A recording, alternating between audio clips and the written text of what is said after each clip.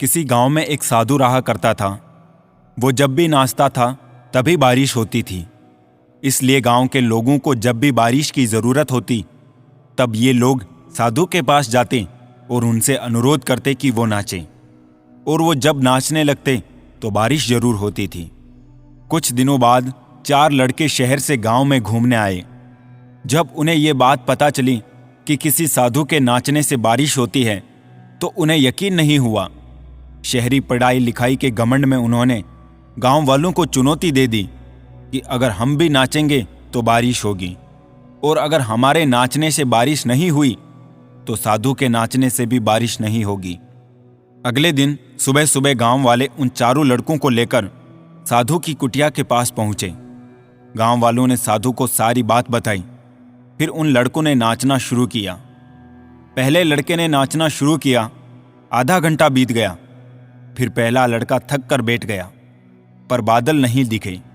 कुछ देर बाद दूसरे लड़के ने नाचना शुरू किया और 1 घंटे बीतते बीतते वो भी थक कर बैठ गया।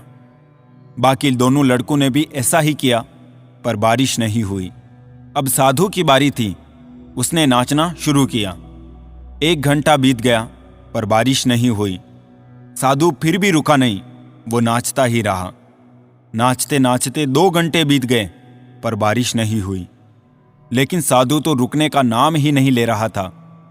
धीरे धीरे शाम ढलने लगी कि तभी बादलों की गड़गड़ाहट सुनाई दी और जोरों की बारिश होने लगी।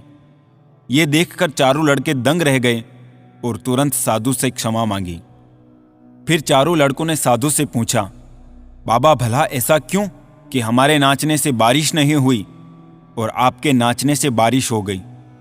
साधु ने तुरंत उत्तर दिया, जब मैं नाचता हूं तो 2 बातों का ध्यान रखता हूं।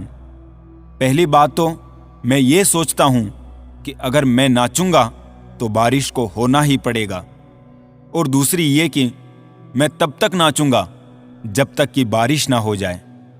सफलता पाने वाले में यही गुण विद्यमान होता है। जिस चीज को करते हैं उसमें उन्हें सफल होने का पूरा यकीन होता है, और वो तब तक उस चीज को करते हैं जब तक कि उसमें सफल न हो जाए। इसलिए हमें सफलता हासिल करनी है तो इस साधु की तरह ही अपने लक्ष्य को प्राप्त करना होगा।